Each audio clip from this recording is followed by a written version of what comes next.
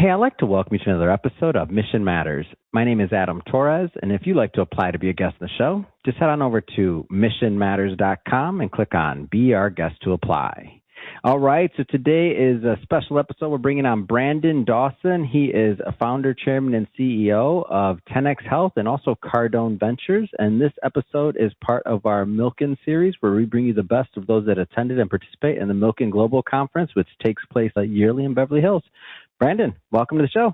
Thank you. Thanks for having me. All right, Brandon. So I've been waiting to get you on for a long time here. And first thing first, I know it's been a little bit of time since the Milken Conference passed, but I'm curious on your end. So what's the connection? Like, how'd you get introduced to the conference? Like, where'd all that start?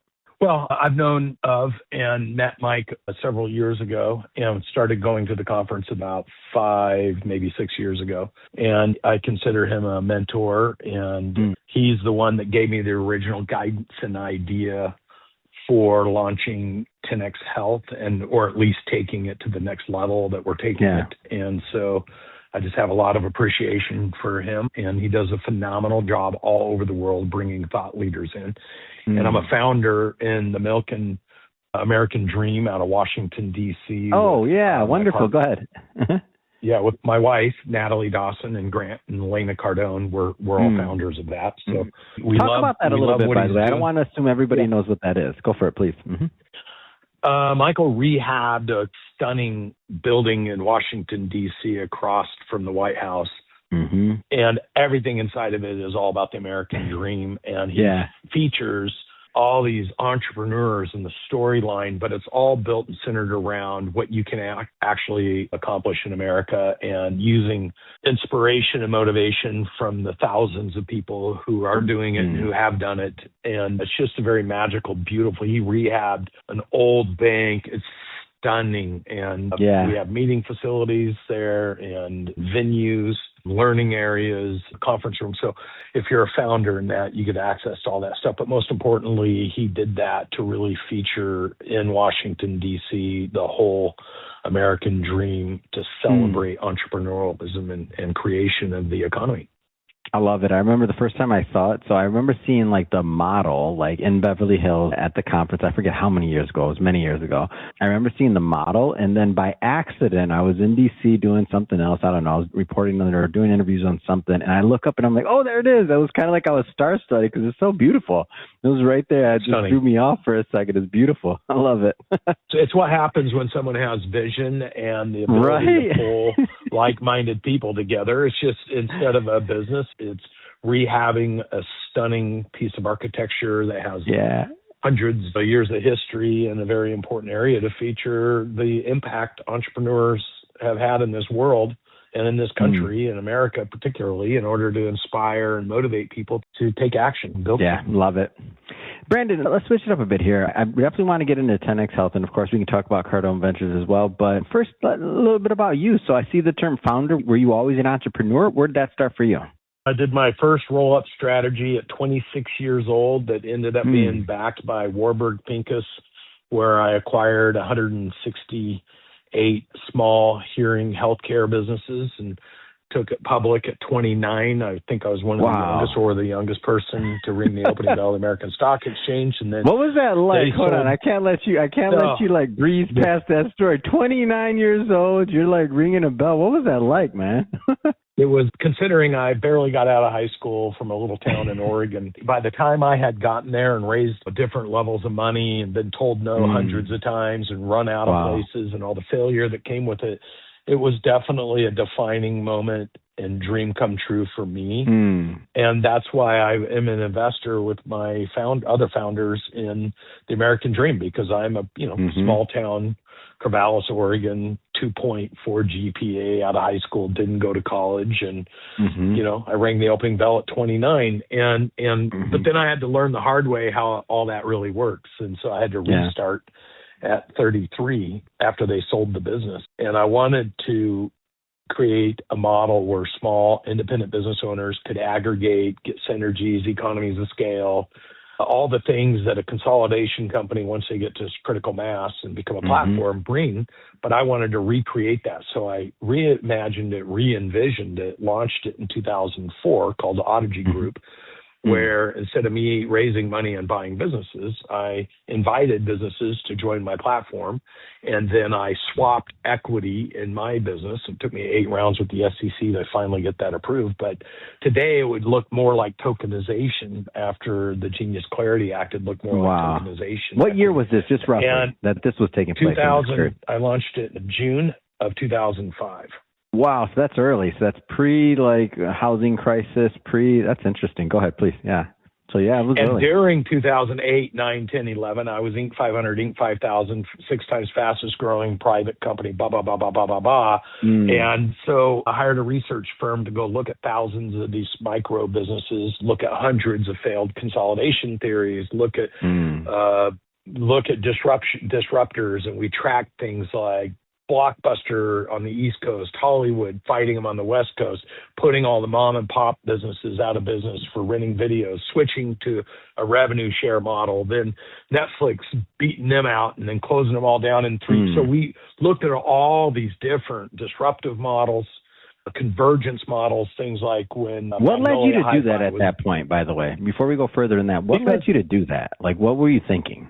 Well, when I decided to launch my new business in 2004 and 2005 using my own methodologies, I thought if I can build a prototype company, I could do this across hundreds of verticals. So I made the decision. So you're looking at a model, what can you do? Wow. Go ahead. And that's exactly what I built. I released it in 2013, John Maxwell, because I'd worked with him for a few years on it for leadership. Story Musgrave, my operating platform, the only astronaut to fly all 5 space shuttles designed, deployed, and fixed Hubble.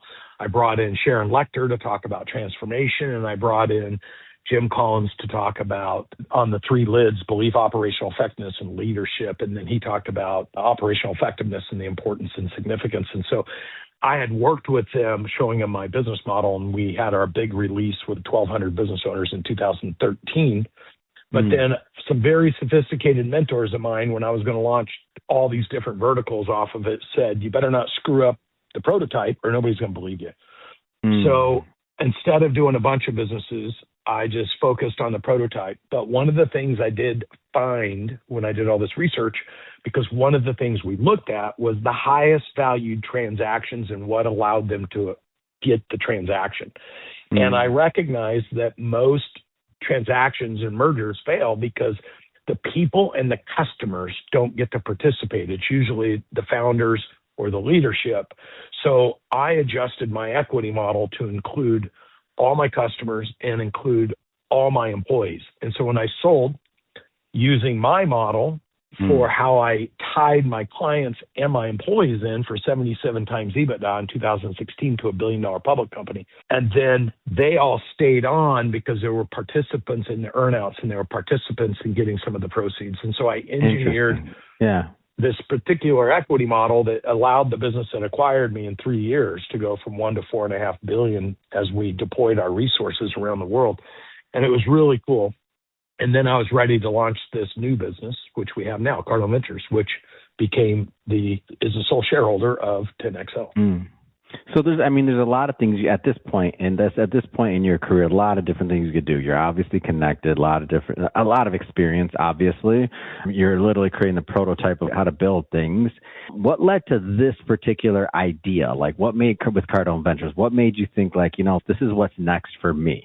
Well, because it was an iteration, right? I raised money. I was a young kid. I took it public. I learned the value of equity in lieu of cash and aligning proper incentives. But I also learned when you use other people's money, you lose control of your company. So then the next iteration was, how do I use equity without using anybody else's money, but getting the gains as a group, because group economics are always more valuable than individual economics. And so I wanted to reinvent how to do that. And I was smart enough to say, if I figure this out, I will be able to do it for hundreds of different industries, but I got to prove it first. And so I literally documented everything we did from startup to exit and then post-exit integration.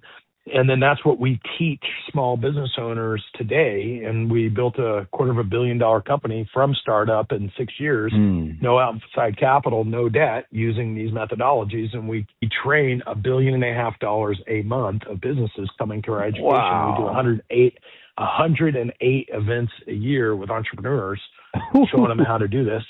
And then they can hire us from how to sell their business, how to raise capital. We are now launching our I'm calling the SMB1T, the first $1 trillion marketplace for small businesses, so that we can recreate a small marketplace for all these entrepreneurs that don't have access to liquidity. And I've been working with thought leaders like David Wield, who wrote the Jobs Act, and other people like this for years preparing for this moment. So super, super excited about Cardone Ventures, and we're also launching globally. Phenomenal partners with Grant and Elena Cardone and my wife, Natalie, and we're really committed to the success of the entrepreneurs, but it's all about value creation. Man, I love that. It's a great story. And how does 10X Health, how does this play into the overall, let's say, ecosystem of what you're doing? Yeah, so great question. 2020 hit. I needed to keep my team healthy. We were all getting IVs. I had a couple IV business owners that were popping up that asked me to engineer their businesses. I started engineering their businesses. So you're the guy, Brandon, hold on. When people, they got a problem, they got an opportunity, hey, let's call Brandon. Let's see if we can get him involved. Are you the guy? Well, funny you asked me that. If you have a problem in business, for any of your listeners, you can go to CardoneVentures.com/emergency or EVR, and you can get my free book online, What to Do in a Crisis or Emergency. Man, I didn't even know that. That is not a planted question. I just had a feeling. I knew it, Brandon. That's right.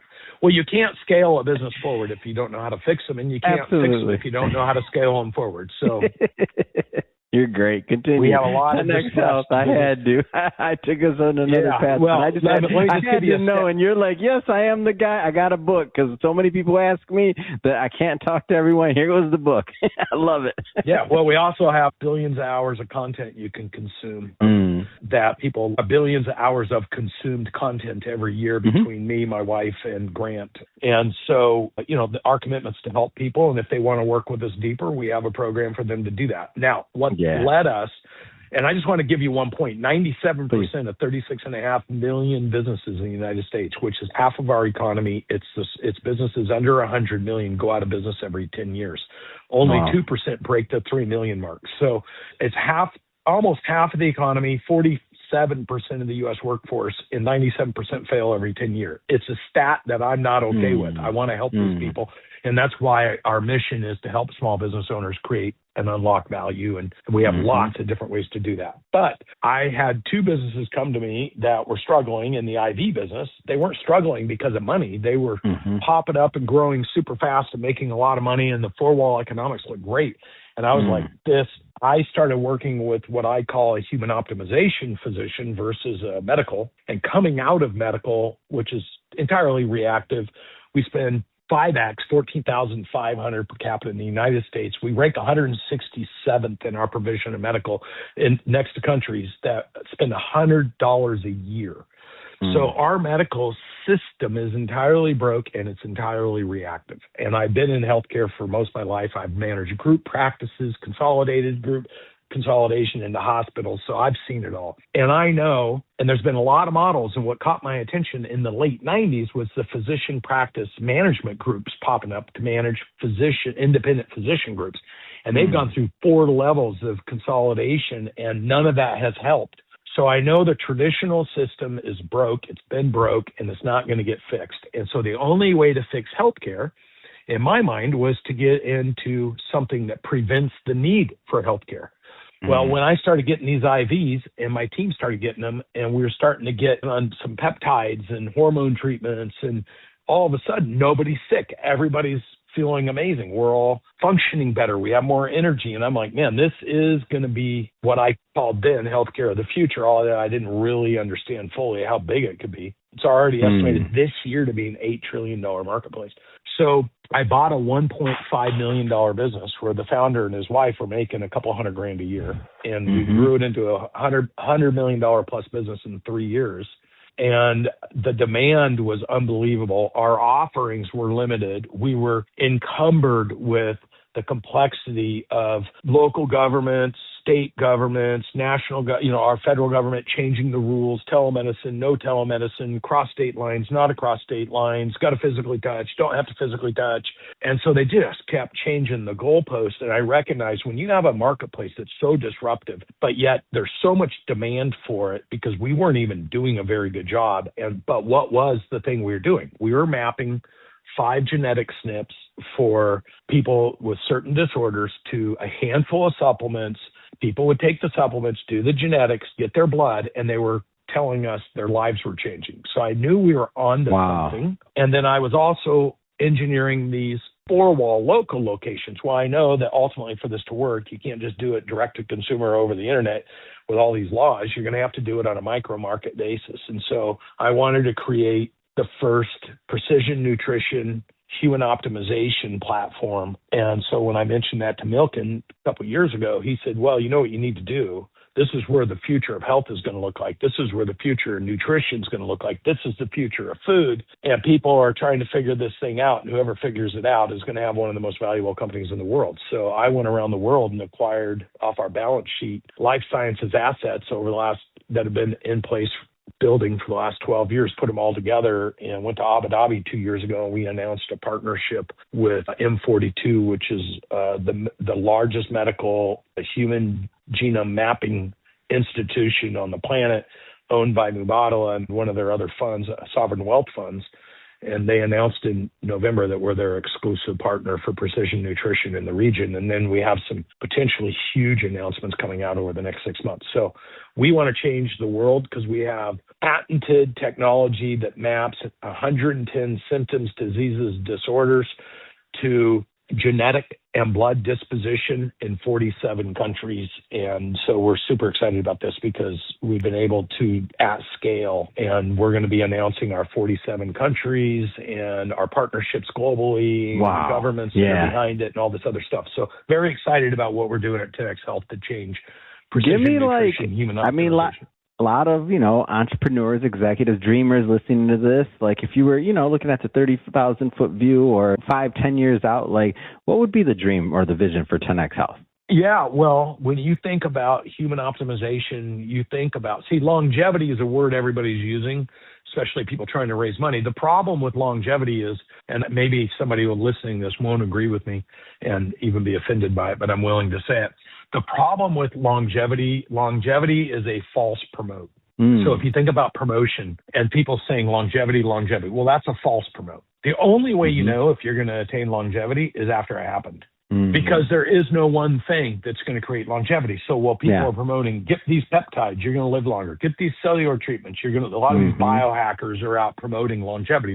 Yeah. Well, I think the truth is if you were going to build a 10-story building, but you bought a piece of land that had a foundation that was on it for 20 years, and you weren't allowed to change the foundation, so you went and built a 10-story building on that old faulty foundation, it's going to collapse with 100% certainty. Every engineer is going to tell you that. So the human body is the same way. It isn't one thing you do to attain longevity. It's the total sum of everything you do, and if you do it correctly, then you might attain longevity. So what then should you shoot for? Well, you should shoot for human optimization. First, you should shoot for normalizing your body because as you get older, you become deficient. When you become deficient, you start to have an onset of disease or disorders. So the first thing you do is you got to map your deficiencies. Well, if you have nutritional deficiencies, it's the easiest thing to confront first. And so if you then, that would be like seeding, sanding, and sealing that foundation. And maybe you can't go 10 stories. Maybe you can go 4 or 5. But the point is, if you don't seed, sand, and secure that foundation, which would be nutrition, and you get nutrition either through augmenting it with supplementation. We have precision supplementation, so 100 microbeads that dissolve in your whole track over the course of a day instead of stuff that knocks its stuff out in their stomach or whatever. So you have, in nutrition, you have something as simple as off-the-shelf supplements, but you want to make sure you're using the right ones and at the right velocity. You have what we have. We introduced first to market 2.5 years ago, precision nutrition supplements that are 100 microbeads made for you. Or you can do nutrients through an IV, which is the fastest modality to do it. which is why we have the only SaaS-based product that when you load in your genetics and your blood, it drives the nutritional values you need and then formulates your IV for you. And that's all patented. Nobody else in the world can do that. So there's different ways to get those nutrients in your body, including eating food that's good for you. But you and I both know they just flip the food table. And so if you're a person that's trusting third parties to tell you what you should or shouldn't eat, you've lost a little confidence. And then people have found out a lot of the food has been sprayed with chemicals and other things. So there's a lot of disruption in the food channel. Okay. But if you say there's a way to handle those things, and there's a way to augment your body with nutrition so you can normalize your body so that the aging process isn't happening through deterioration of lack of nutrition, which we mapped to 110 symptoms, diseases, disorders. Then the next piece to your body would be to optimize it. So I'm normal now. I feel great. I'm not getting sick. I don't know why. I have more energy. So that's what a normal person actually feels like. When you're young, you felt that way, right? As you get older, you stop feeling that way because of these other interventions. What do you mean when I'm young, Brandon? I'm still young. You better chill with that. No, I'm just... I'm talking to your listeners, not you. I know. I'm just messing with you. I'm 58. I have a partner who's 68 who's in better shape than most 20-year-olds. So I believe that. So look, I mean, at the end of the day, if there's 3 stages for you to try to attain longevity, it would be first to normalize your body, and it starts first with nutrition. Then it moves to optimization. And if you want to then optimize your body, it would move to things like peptides, some cellular therapies. If you want to reverse aging, that's when you get into cellular therapies and exosomes. And if you have the potentiality for disease, that's when you get into killer T cells and NK cells. And if you have disease, that's where you get into some of those therapies as well. So there's all these therapies and all this process and systems, but the average person is getting pieces of advice from people who are excited about a thing, but human normalization, optimization, and performance is really the total sum of everything: how you sleep, how you eat, what you eat, where you eat, what nutrition you're taking in, what supplements you're taking, what medications you're on. It's a total accumulation. So what we're announcing in October is the first consolidated platform that's patented that puts all this data into one place so that on the fly I can shoot pictures, ask questions, listen to a podcast on my latest labs. And then if I have questions, I can click a button and text my physician or my concierge. If I want to schedule an appointment, I can push my button. If I have new things I need to order to re-optimize or rebalance my body, I can just order them right off of that, making it super simple for human beings, including our performance sensors. So how do I train, depending on what kind of body I want? Beauty sensor, these are all technologies out there, but people are trying to roll one out at a time, and then a lot of people don't even know how to talk about it. So what we want to do is have a consolidated platform, everything in one place, easy accessibility all over the world. Because if you're in the Middle East and you come to the U.S., and you get a high-dose vitamin C IV, it could kill you because their genes are different than ours. And this is the problem, is that we're treating everybody like they're exactly the same, which is the problem with healthcare.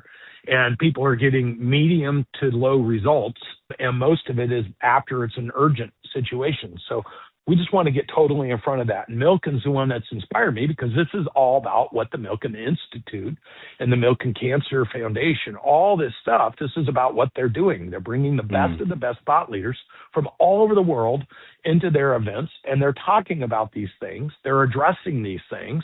And so that's why I'm such a huge fan of Mike. He's got such a massive vision. He's a brilliant business person, but he's a brilliant philanthropist, but he's a brilliant visionary. And so that's why I go hang out and learn and listen and be a good steward and a good student. And I get to meet phenomenal people from all over the world. And that's why we became founders in the American Dream, because we believe in his vision and dream for American entrepreneurs and entrepreneurs all over the world. Love it. Brandon, if somebody's listening or watching this, and if they want to learn more about Cardone Ventures or 10X Health, how do they do that? Yeah, they can go to my Instagram at Brandon M. Dawson, BrandonM DAWSON, or they could simply go to CardoneVentures.com or 10xHealthSystem.com, or they could follow us at 10X Health System or Cardone Ventures on Instagram. So lots of ways to find us, depending on what you want to do or what conversations. If you're an entrepreneur and you want to grow and scale your business, if you're a family office and you need some assistance in structuring something or adding it to a bigger pool for liquidity reasons, if you're an investor and you want to be a part of the biggest movement that's going to happen in the SMB space in its entirety, or if you're a person that's interested in your health, or you're a medical professional and you want to be able to learn how to use this science, go to those sites and just tell us who you are and what you want to do. We run 400 entrepreneurs a month through our training facility in Arizona. We do 108 events a year, and they specialize between different kinds of verticals, including healthcare. And we just love business owners that want to create a massive impact and do it valuably. Love it. For everybody listening, just so you know, we'll definitely put some links in the show notes so that you can connect and check out 10X Health and Cardone Ventures. And speaking of the audience, if this is your first time with Mission Matters and you haven't done it yet, hit that subscribe or follow button. This is a daily show. You heard me right. Each and every day we're bringing you new content, new ideas, and hopefully new inspiration to help you along the way on your journey as well. So hit that subscribe or follow button. And Brandon, appreciate you coming on the show. Thanks for having me.